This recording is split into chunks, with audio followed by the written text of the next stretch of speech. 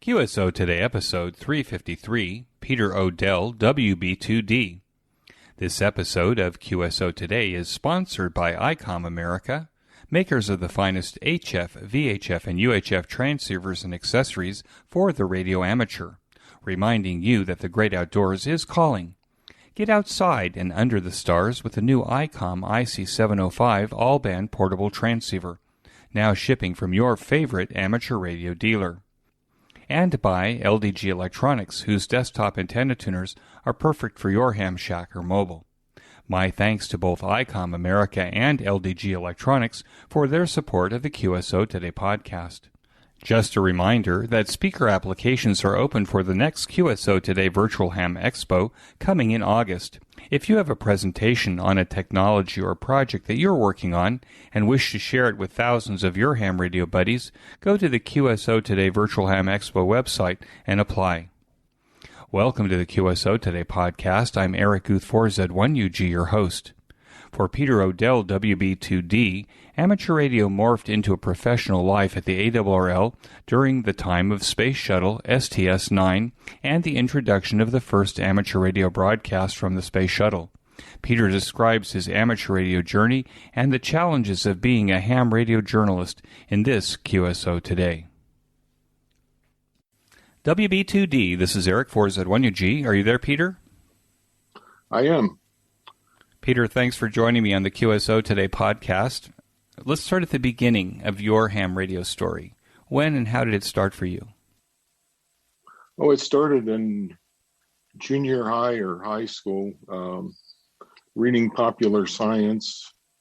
There was a series in popular science about two high school kids, Tom and Jerry, or Bill and Jerry, or Bob and Jerry, or somebody. And I read that, and I read every word of the magazine, read the ads, or maybe it was popular electronics, not popular science, I guess. But there was a whole group of us in junior high that became totally infatuated with ham radio, and none of us had the money to run out and buy any kind of equipment, so we were always scrounging around and trying to come up with stuff and that sort of thing. One kind of funny story was, this would have been maybe freshman high school year. What year was that? Oh, that would have been the 60s. I graduated in 66, so 62, 63, somewhere in there. And we positioned our chairs in classrooms if the teacher would let you move the seats around at all, so we could see each other. And instead of passing notes, we were tapping out Morse code on our desks and thinking that we were very cool, until this one substitute teacher one day, as he dismisses the class, he points to the group that we were in and said, "You guys stay." And so we stayed, and he said, "I was a radio operator in World War II." And we kind of looked at each other, and he says, "I'll give you some advice. If you want to insult somebody, you don't have to spell the words out. A simple FU will do." Did he become a mentor to you guys?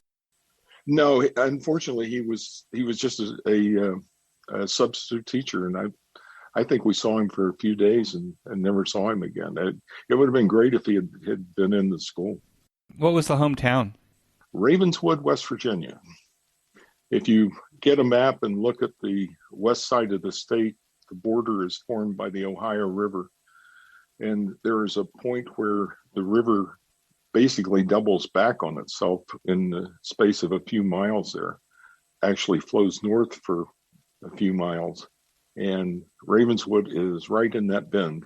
Well, it sounds to me like you guys were pretty together. I mean, if there was a bunch of you that were interested in electronics and radio.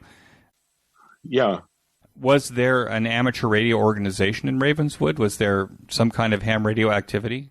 No. What there was, Kaiser Aluminum had come into this sleepy little town and built this huge aluminum processing plant. in the 50s.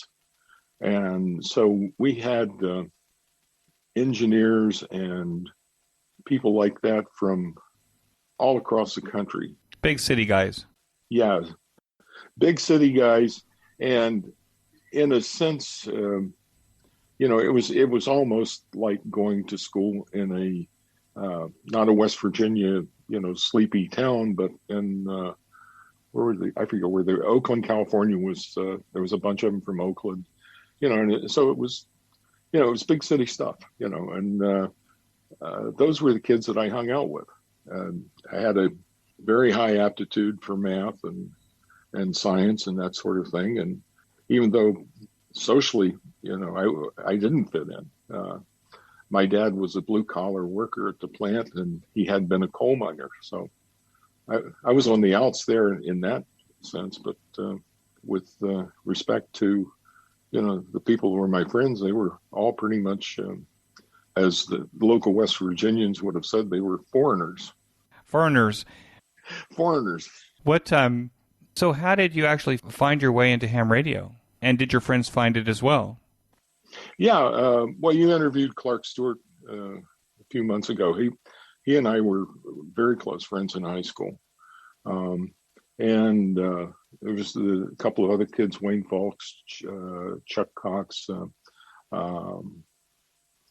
And some of those stayed with it. I think Wayne actually died, so he's not with us anymore. But basically, it was pretty much study on your own, trying to learn the code, trying to get equipment. I talked my parents into giving me a kit for a receiver for Christmas. It was an Ocean Hopper, which was a regenerative receiver with plug-in coils, and I built that, and it tuned in loud signals. Okay, wasn't anything like the sophisticated radios that we have now, but it worked.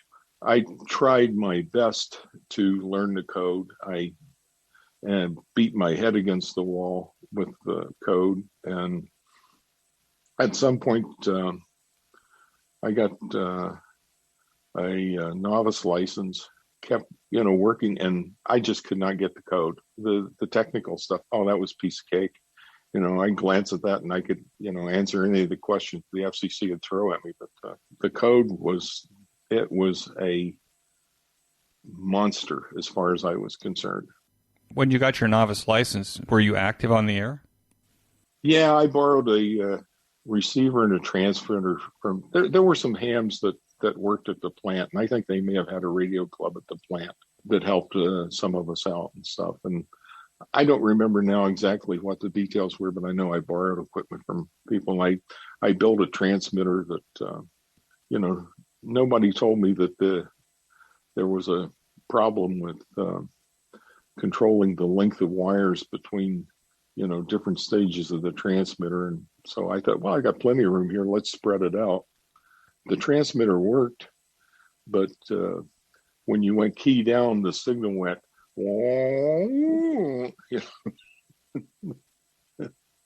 so that got scrapped and tossed away. So that was your first amateur rig. Do you remember what your call sign was when you got your novice license? WN8MVG.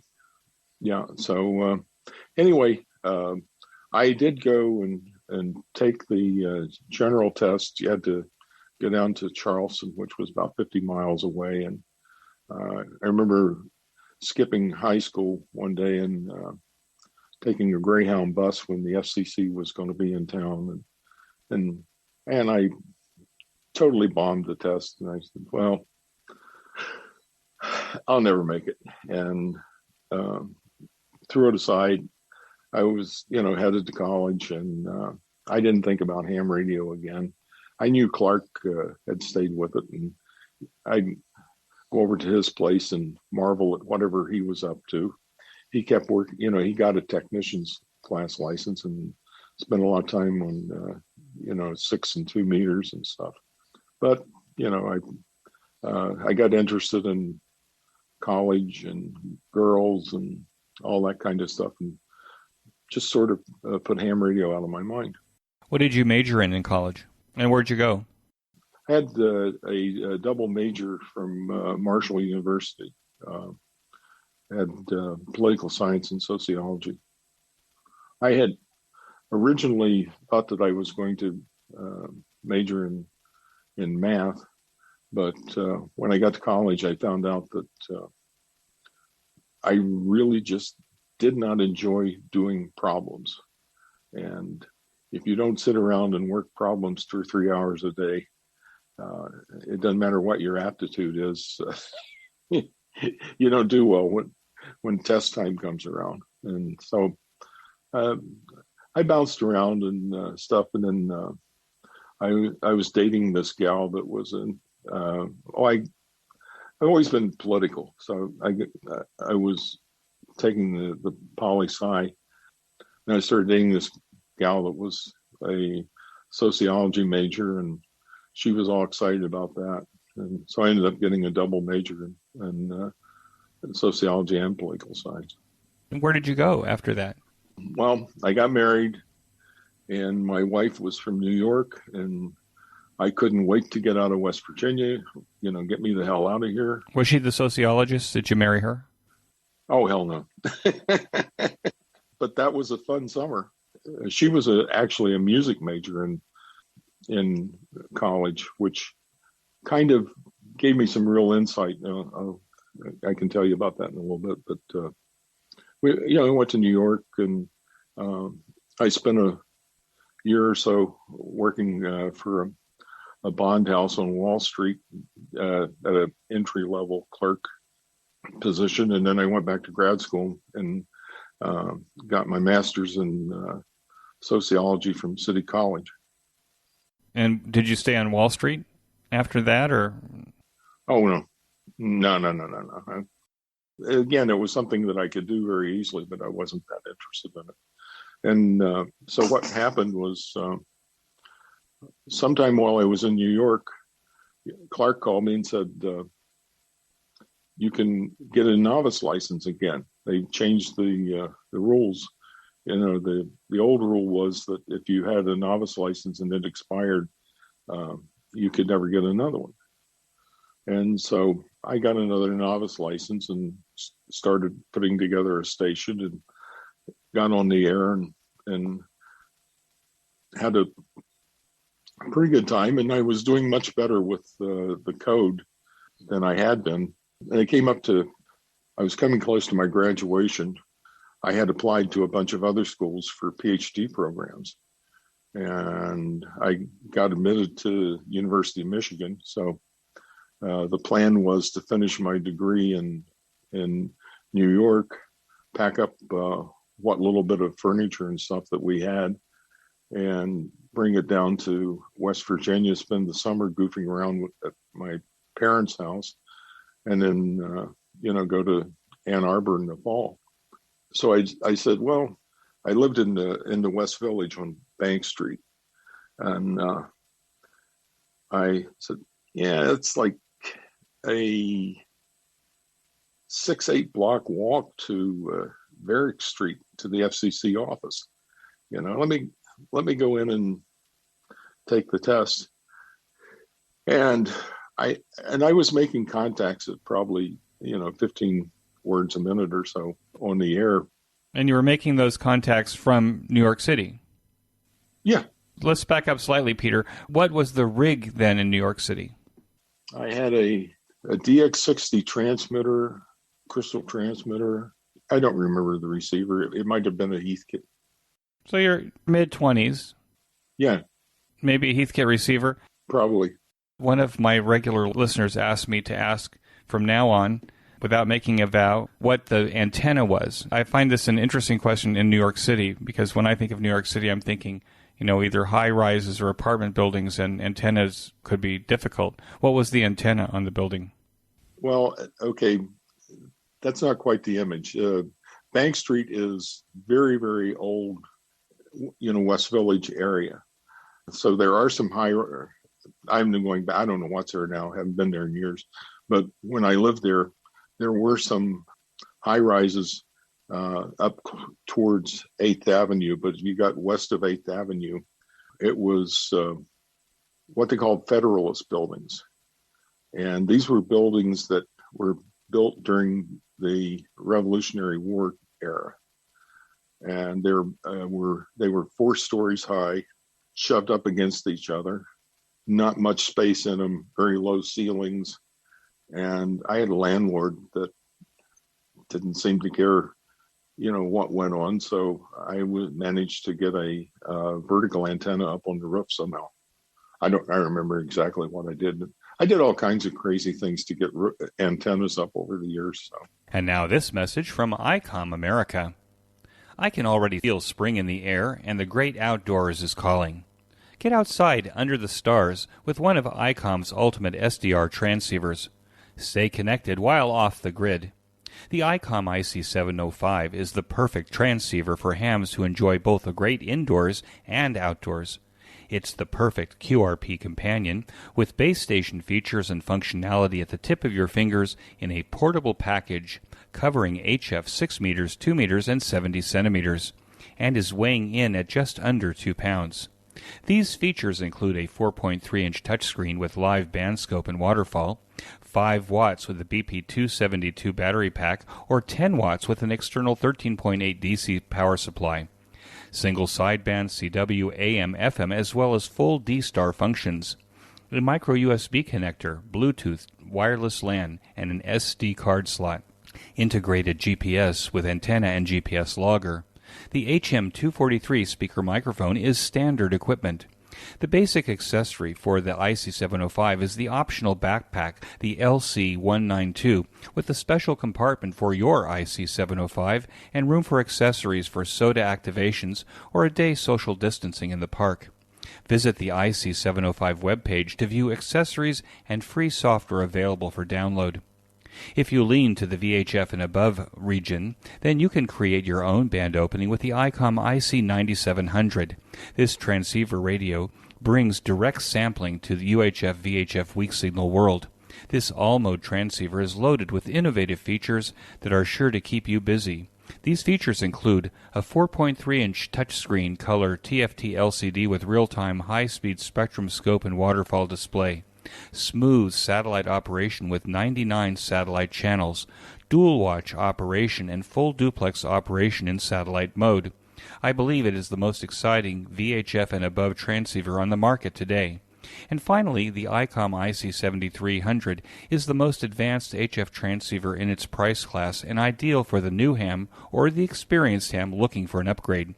The Icom IC7300's high-performance innovative HF transceiver with a compact design that will far exceed your expectations. This innovative HF transceiver digitizes RF before various receiver stages to reduce the generated inherent noise in different IF stages. The IC7300 is the radio that changed the way entry-level HF is designed, and I own one and I think it's brilliant. Its features include RF direct sampling, 15 discrete bandpass filters, large 4.3-inch color touchscreen, real-time spectrum scope, and an SD memory card slot. The real HF fun starts at Icom. Be sure to buy one of these fine Icom transceivers at your favorite ham radio dealer, and when you do it, tell them that you heard about it here at QSO Today. And now, back to our QSO. So you got your code speed up to 15 words a minute. You went to the FCC, and did you pass the test?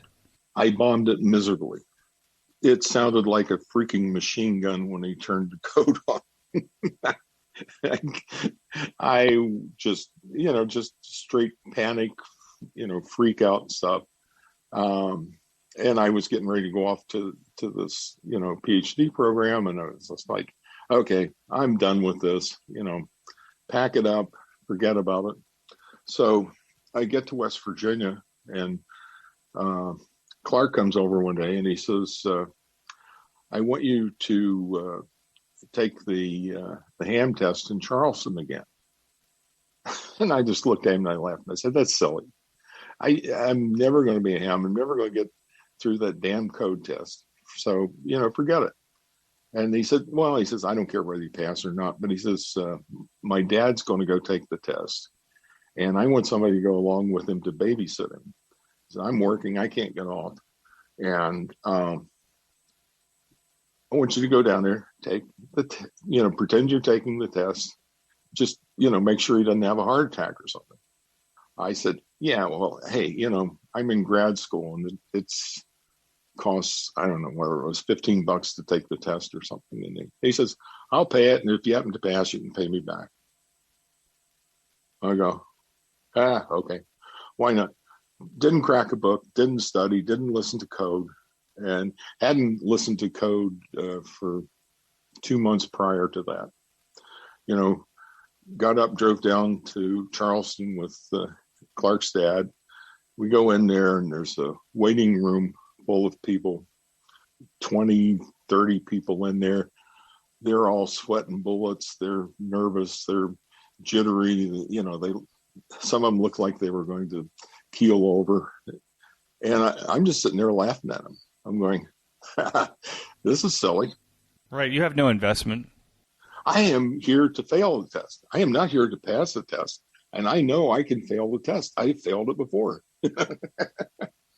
Finally, they call us in and they go through the rigmarole. And the guy sets up the spectrograph or a tape recorder or something. I don't know. And he starts playing it. And I just start writing stuff down and I'm going, man, this guy is an idiot. He has put on a 5-word per minute tape. I'm just sitting there copying everything. And we go through about 4 minutes of me copying everything. And then it dawned on me, that was 13 words a minute. And that's how I passed the test. And what was the call sign? Call sign that I got at that point was WB8 NAS, Whiskey Bravo 8, November Alpha Sierra. Then, so I went off to Michigan, and of course, the university had a club, plus there was a big club in Ann Arbor, and, I threw myself into it and started coming up with excuses as to how the, very limited budget that we were on could obviously afford, a couple of big Heathkits, whatever was the top of the line at the time with Heathkits, I don't know, SB303, whatever the company transmitter was. I just wanted to let the audience know that the reason that I'm interviewing Peter is that Wayne Yoshida, KH6WZ, who's become a great friend, sends me recommendations of people that I should interview. Peter, you were one of them. And the reason is that you have a relationship with Wayne. And so I'm going to kind of kick it off from there, how you know Wayne and how that all started. That all started because I threw myself into ham radio thing. If I wasn't doing schoolwork, I was doing ham radio. So you became a very active amateur. I became very active, super active. And, by the way, one thing I will mention is my wife at some point says, well, I think I want to get a license. I said, okay, and she was, as I said, she was a music major in college. And between Friday afternoon and Monday morning, she went to zero knowledge of Morse code to being able to copy about 20 words a minute. Oh, amazing. You can blip this out if I can't say it. It just totally pissed me off. Well, before we started this conversation, we were talking a little bit about the differences between men and women. Yeah. And this is supposed to be a man thing, don't you think? I don't know. I won't say that. Well, I'm not saying that in a disrespectful way. I'm just saying this, that at least at the time, we're thinking that this is something that we've spent a lot of time mastering. And when our spouse has the ability to pick it up instantly, that puts us in our place. Oh, but there was a saving grace. The theory, the technical questions drove her crazy. I think she took the general and advanced exam. My God, she must have taken it 8-9 times before she passed. So that was the saving grace. Did you end up with a his and her operating positions? No, she wasn't that interested in it, and until we got divorced. And the unfortunate thing was that she knew exactly how much everything cost, and she wanted her share of it. So that was the downside of having a spouse that was also a ham. Did you finish your PhD in sociology? No, I got to a point where I actually had never taken a course in population studies. And I finally, after a couple of years at Michigan, I took a population course. And there was a graph I remember to this day that showed baby boomers, how many of them there were and how many were entering college.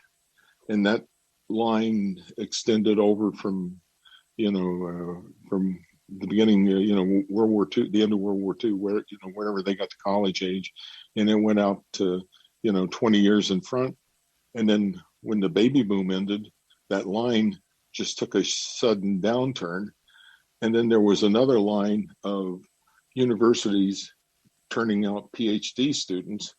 And that was coming straight across until you got into the, where it was late 70s, 60s, 70s, whenever they threw a bunch of money at education. And all of a sudden, the number of PhDs shot sky high. And I looked at that and I said, oh, if I finish my degree, it will allow me to get a cup of coffee at McDonald's for $1, and it turned out to be the truth. And then, the second complicating factor was I got mono and then pneumonia, and I missed a big chunk of a semester. And it was just like, I got to go get a real job, because even if I spend the next year and a half killing myself to get through this program, it's not going to do me any good, in terms of employment. So I started looking for a job, and I ended up in sales and promotional stuff. Okay. How did you meet Wayne? I did a presentation at Dayton on promoting ham radio, selling it to the public, doing public relations, and stuff like that. I don't remember now what it was called, but one of the guys that was in attendance was a fellow named George Barker, who at that time worked for the ARRL. And, George comes up to me after this presentation and starts talking to me. And then he said, "You'd be perfect for headquarters. You want to come to work there?" I said, "I don't know." He says, "Well, I can set up an interview for you." He set up an interview, and they hired me as a full-time PR person. About what year was this? I went to Ann Arbor in 72. Yeah, it was in 76, 78, somewhere in there. So here you have the dream. If you're an amateur radio operator, I think when we were younger, we used to think that working at the ARRL would be the dream amateur radio job. Oh, absolutely. And how was that? It was the dream in a lot of ways. I did things and met people and, stuff that are almost unimaginable to me, coal miner's kid from West Virginia, meets Walter Cronkite, stuff like that. These were the people that came in and out of my life because of it. And we had a guy that was a volunteer ham, Steve Mendelson, WA2DHF, I think was his call then, that was an audio engineer at CBS. And Steve and I became friends, and he got us into all kinds of things, like Walter recorded a bunch of public service announcements for us and stuff like that. Let me take a quick break to tell you about my favorite amateur radio audio podcast, and that's the Ham Radio Workbench podcast with George, KJ6VU, Jeremy, KF7IJZ, and it now includes Michael Walker, VA3MW, where they pursue topics, technology, and projects on their ham radio workbenches every 2 weeks. The group documents their projects and makes circuit boards available to their listeners. They have interesting guests and go in deep. Jeremy may complain about the overall length of the podcast, but friends, let me tell you that I could listen to it all day, and that's good. Even if you are a seasoned ham radio builder or just getting started, be sure to join George, Jeremy, and Mike now for the Ham Radio Workbench podcast on every podcast player. Use the link on this week's show notes page by clicking on the image. And now back to our QSO Today. Walter Cronkite, was he CBS News, right? Yeah. He was the most respected journalist in America for years. Right, but he was also a ham radio operator. Not then. Oh, he wasn't then. Oh. No, he was interested. I think he was battling Morse code as well as I remember. I know one time that I was down at CBS with Steve. Walter called us into his office, and he spent probably an hour quizzing me every question that he could think of to ask about ham radio. I mean, I'm just standing there with my hand in my pants pockets, pinching myself saying, is this really happening? But yeah, and he did, after he retired, he got the license, and he spent a lot of time on his boat and a lot of time operating, as far as I know. Now, were you at the ARRL when they made that PSA or that promotional video with Walter Cronkite talking about amateur radio? No, I think that came after. I don't remember making that video. I would have been involved in it if I'd been there. So yeah, I'm pretty sure that came afterwards. So how did you meet Wayne? I needed an assistant. We ran an ad, and a bunch of people applied, and one of them was this kid from California, and I looked at his resume, and he's a sociology graduate. Oh, that's interesting. And flew him in for an interview, and we hit it off. And I thought I'd found a gem. I remember being a history major and having people say, what are you going to do with that? And I used to look at sociology majors, and I said, I wonder what they're going to do with that. Yeah, well, they're going to work at the ARRL. And then Wayne had been there a little while, and Dave Sumner called me down to his office, and he says, I just got a call from Roy Neal. And I said, really? What's he want? And he says, we may be able to put a ham radio on the shuttle flight. And, that kicked off what had to be the biggest adventure that I had there. Next thing I know, Dick Clark, who at that time was the president of the ARRL, W4KFC. I don't know if Dave went along. There was 4 or 5 of us that flew down to Houston to Johnson Space Center, and we had this meeting.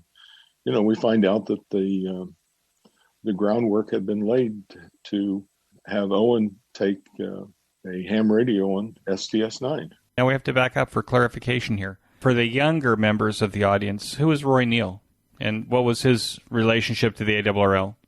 Well, Roy Neal was K6DUE. He was a lifelong ham. He had been a war correspondent, I think, in World War II. He was one of the coolest guys that I ever met in my life. He sort of became a substitute father to me at times.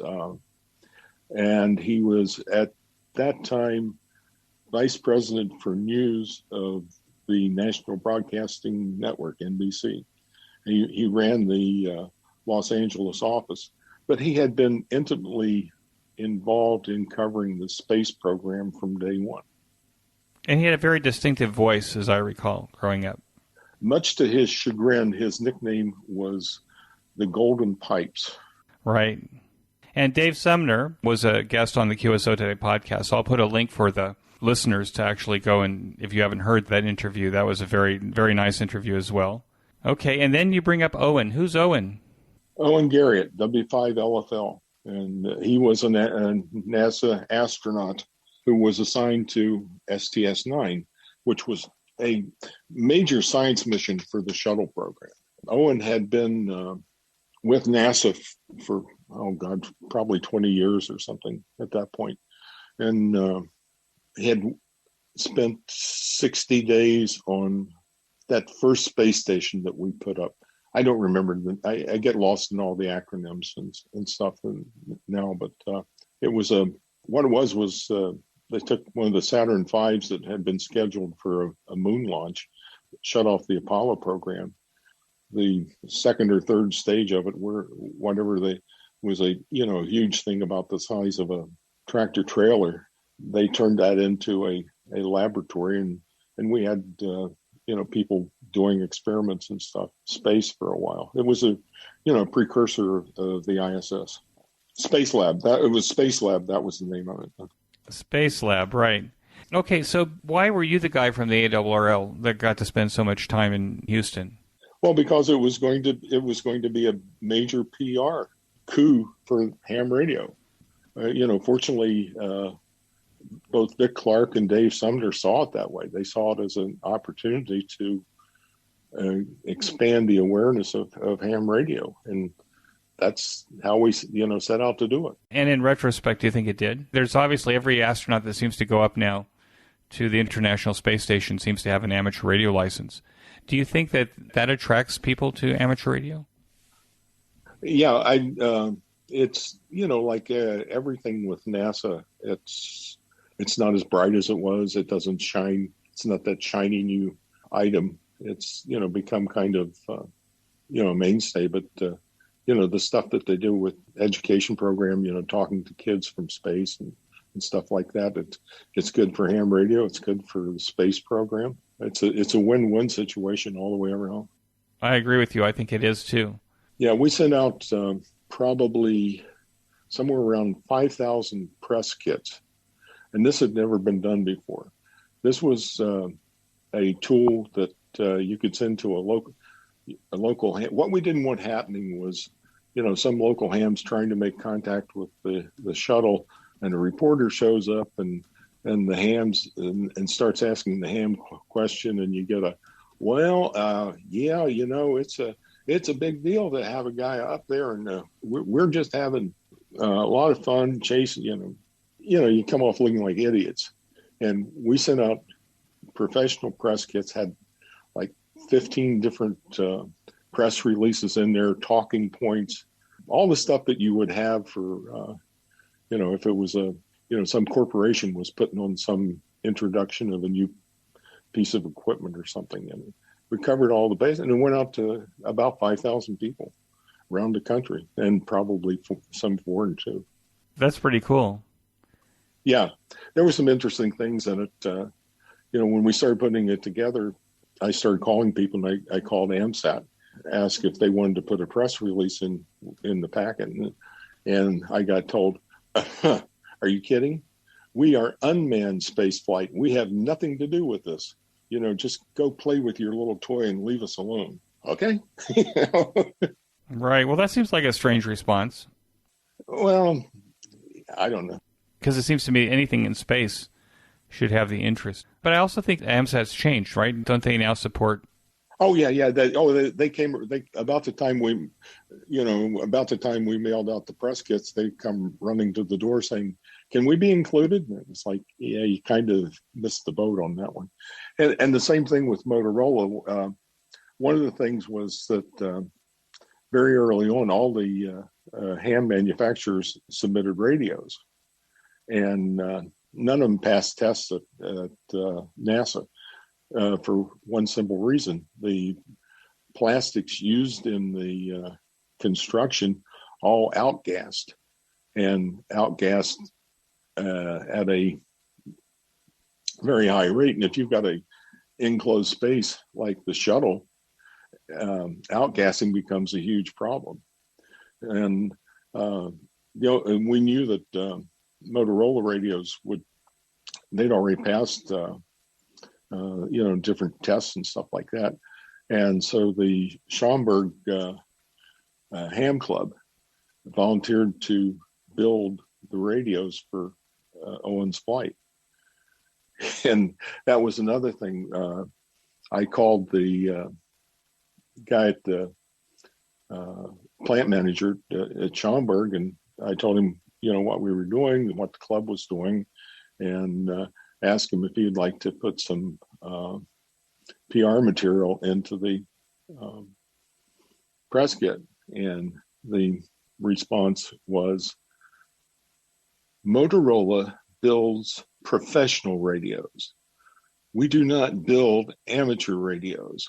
We do not want our name associated with this. Oh, okay. Have a nice day. And then, the PR is starting to happen way before, the actual flight. And, And we get this, I get this call from the same guy going, is it too late for us to include a press release in your packet? Yeah, that ship sailed. Was it at this point when astronauts started to become licensed hams as well? I mean, was this the catalyst that kind of set this whole thing off? Well, a couple of things happened that set it off. There was a couple of incidents that I wanted to mention to you. One back up, and then I'll answer that question. Sometime in late summer, Roy called me and he said, "We got a problem. We've got a major problem." And I said, "What's that?" And he says, "Owen may not be able to operate the radio once he gets it in space." I said, "What are you talking about?" You know, because I'd seen the NASA does these beautiful timelines, and I knew he had all time off and stuff like that. He says, "You understand how NASA operates. Pre-flight, everything is controlled by Kennedy Space Center. During the launching and the flying the shuttle and that sort of stuff, that's all controlled by Johnson. But the onboard experiments and the science, that is all controlled by Huntsville." And the guy that ran the NASA facility at Huntsville, or I don't know what his title was exactly, but he was the high muckety muck that was in charge of the astronaut activity. He had told people, he says, "Well, he can take that damn radio into space if he wants to, but nobody says I'm going to let him use it." And he says, "I don't know what to do with this guy." And I said, "I don't know. I got an idea." I thought about it for a while. And I went down to Sumner's office and I said, "I need a page from QST." He says, "Why?" I mean, a page of QST is expensive real estate. And I told him what was going on. And he says, "Well, what are you going to do?" And I said, "I'm going to make this guy famous." And I wrote up this ridiculously silly little thing that said, there are three people that made STS-9 possible. Roy Neal, K6DUE. There was some Air Force general that had given the overall permission, from NASA to run the program.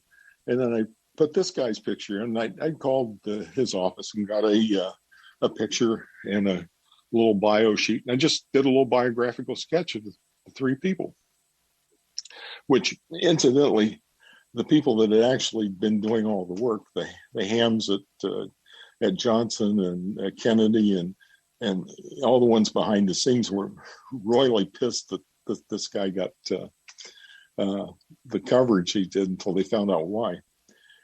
Anyway, we didn't know until Roy and I are sitting in the press area at Johnson. We flew over there just after the launch, and we're sitting there, and we still don't know if Owen's going to be able to operate. And then that guy comes walking into the area where we are, and he looks at Roy, and he says, "You GDSOB." He said, "I did not know there were so many effing hams in the world until that stupid article appeared in that magazine." He said, "Every ham in my facility came running into my office to show me my picture." He said, "Your guy can do whatever the hell he wants on that mission." He says, if I shut him down, I will, be run out of town on a rail or something." I mean, he was it was one of those experiences where you go, damn, got something right. And now this message from LDG Electronics. LDG Electronics, our new sponsor, is a family-owned company that manufactures sophisticated antenna tuners, balun, and antenna accessories. Check out their new Z100A antenna tuner for your shack or portable operation that includes LDG's famous 10-to-1 tuning and plug-and-play operation. For more information, click on the banner in this week's show notes page. And when you make your LDG purchase, Tell them that you heard about it here on QSO Today. And now back to our QSO. What's interesting about that story is that for things as large as this, they all often hang in a thread. Oh, yeah. Yeah, definitely. You can spend years preparing for something, and then it's something like a QST page. Do you happen to remember what edition that was? Or maybe I can look it up. Oh, it would be 1983. It's probably going to be maybe the October, November issue. I mean, it didn't appear too long before the flight because, we had no response from that guy before he walked into the press area at Johnson. We still didn't know if it had worked. How long did you remain at the ARRL? Not long after that. I left shortly after that. Did you remain in ham radio as a journalist or as a PR guy? Yeah, I stayed active as a ham, and the ARRLs at that time, I don't know what it is now, but at the time, they didn't pay a lot. I had a wife and a kid, and I needed to make more money. And it's basically the reason I left. Plus, Vic Clark had died, and Larry Price had taken over the organization. And Price was, kind of a Donald Trump type character. That if Vic Clark had been in favor of something, he was against it. So he was not going to do anything else to push the space program. Probably was, standing in the way of it as much as he could. And it just seemed like a good time to leave. But yeah, then I stayed in business in sales for a couple of 3 years and didn't particularly like what I was doing. And I don't remember if I started writing for them or exactly how, but I went to work for CQ. Worked at CQ for about 6 years. Having worked at CQ, would you describe yourself then as a ham radio journalist? Writer, editor. I don't know if you remember, but we put out a buyer's guide of ham radio equipment. That was something, that was a pet project that Dick Ross had, and he put me in charge of it. And, when I first was involved in it, I didn't really quite understand, how significant it could be. But when ham radio was flourishing in the whatever that was, the late the 80s or something, I think it was a important publication to have. And of course, this is pre-internet, so everything was paper. Everything was paper. I mean, I remember when the computer industry was beginning to bud, that you'd get like these thick PC magazines or 600 pages. Yes. Oh, hey, talking about that, another to show you how absolutely brilliant and what a genius I am in terms of foresight. I was still at the ARRL when Radio Shack came out with the first computer. I guess they called it a TRS-80 then, but it was 16K of memory, 16K of RAM, and a cassette tape backup, and some kind of a basic program. And whoever the technical person was handled the product reviews, they dropped it on my desk. They said, write a review. Okay. I took it home. I played around with it a little bit.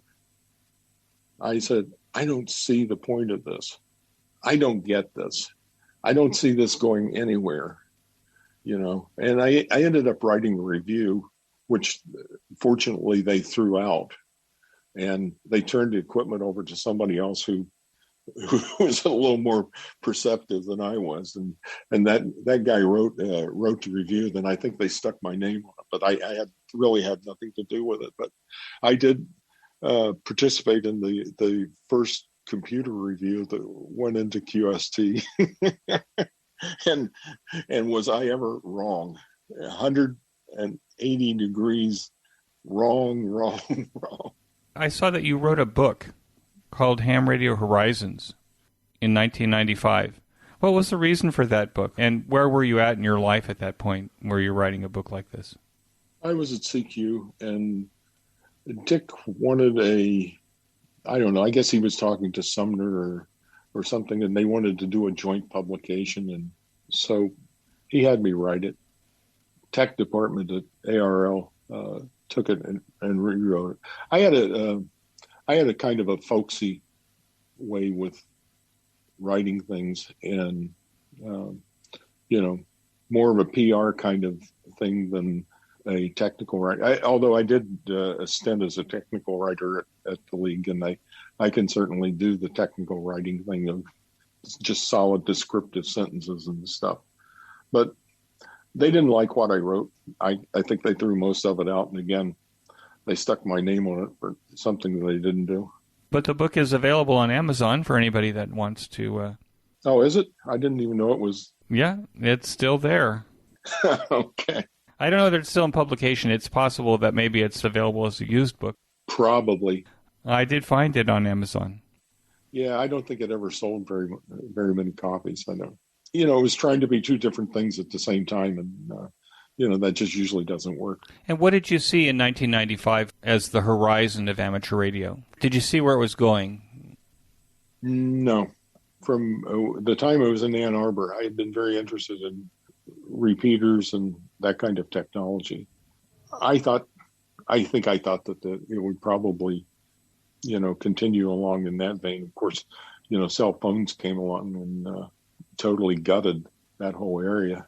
From what I see of ham radio now, it's, like my friend Clark, WATN, and his moon bounce, and I've sat around his house, when he's making contacts, and it's all done with a computer. It's signals that are 20 dB below the noise floor, Right, you can't even hear him, and yet he's making the contacts. No, you can't hear anything, and I sit there and I, watch, and then something appears on the screen. Oh, excuse me. Something appears on the screen and says, oh, you made a contact. So you didn't envision that the ham radio world would even flourish. Did you have a sense that it would flourish the way I think it's flourishing now? No, be honest with you. I was as insightful about that as I was about computers. I saw that you also created a CW learning course, that you had an unusual method for learning CW. I find what's so interesting to me is that CW was kind of a weakness that you had, and yet you kept returning to it. Oh, it became an obsession. Yeah. No, flip back to high school, loop back there to that for just a minute. I think I mentioned I had a very high aptitude for math and science, on all the tests and stuff like that. And I had very little interest in it. I was fascinated with the human mind. And in high school, I was reading books about Freudian analysis, and there was a thing called psychocybernetics by a plastic surgeon who noticed that, sometimes when he reconstructed somebody's face, it changed the person completely, and sometimes it had no effect. And, he delved into it and decided it had to do with the internal image the person had inside their head. All kinds of different things about the mind. I was fascinated with that. And I remember in high school, the guidance counselor was always, oh, you're going to be an engineer or a mathematician. That's what you're good at. That's what you're going to be. And I'm going, yeah, okay, And one time I made the mistake of telling a teacher, I want to be a psychiatrist. And that guy was a biology teacher. He unloaded on me. Are you out of your mind?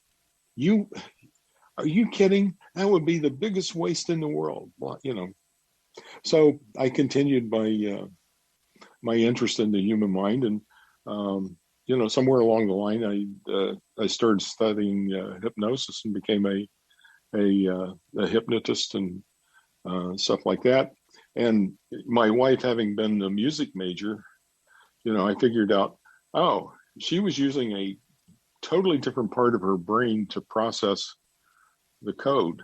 She wasn't listening to the code like I was, which was hear the sound, transfer it into a picture of a dash or a picture of a dot, and then do a lookup table and say, oh yeah, that's a Yeah, that's a C. I mean, that was the strategy that I'd come to it with, and so I started playing around with using hypnosis to teach code. For one thing, quite obviously, the reason I failed the FCC exam at Barrack Street in New York was not because I didn't know the code, but because of tension and stress.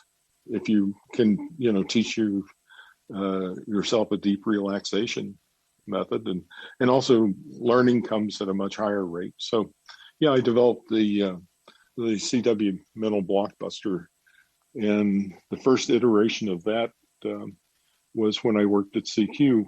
At ARRL, you were not allowed to do anything, connected with the hobby as a business. If you tried to do anything, they would either tell you sell the business or leave. When I went to work there, my wife and I had a little engraving machine making name badges. Go to Hamfest and make name badges.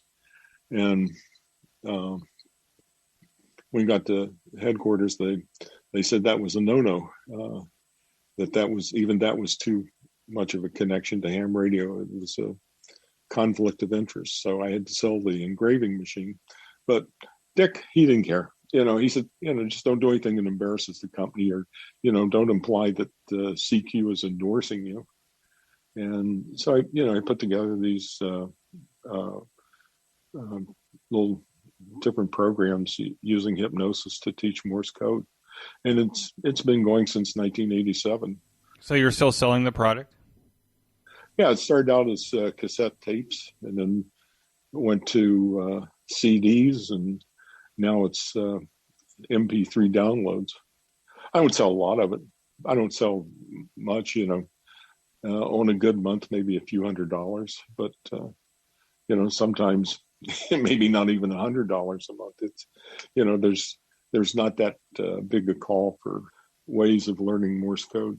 Well, I think you'd be surprised. And one of the conversations that you and I had before we started is that you're no longer really on the air and you're no longer active. No, I'm not. We're having this ham radio conversation, and I usually try to have guests that are active on the air. But the reason I pursued this with you is because I think that, sometimes we have to hear from the hams that have decided, for whatever reason, to just turn it off and walk away. That's why I think that your QSO with me on the podcast here is important. And I think that you have a lot to say. You've been in a lot of places.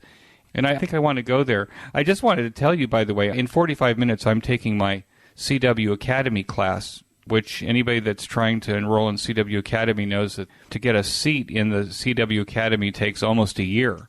So you may be surprised that there's a huge demand for hams wanting to bone up on their CW and become excellent CW operators. So I'm going to put a link to your CW Mental Blockbuster learning course in the show notes. Oh, thank you. I appreciate that. So that people who are stymied by learning CW, who want to be on CW, like me, will actually find it and pursue it. But let's talk a little bit, Peter.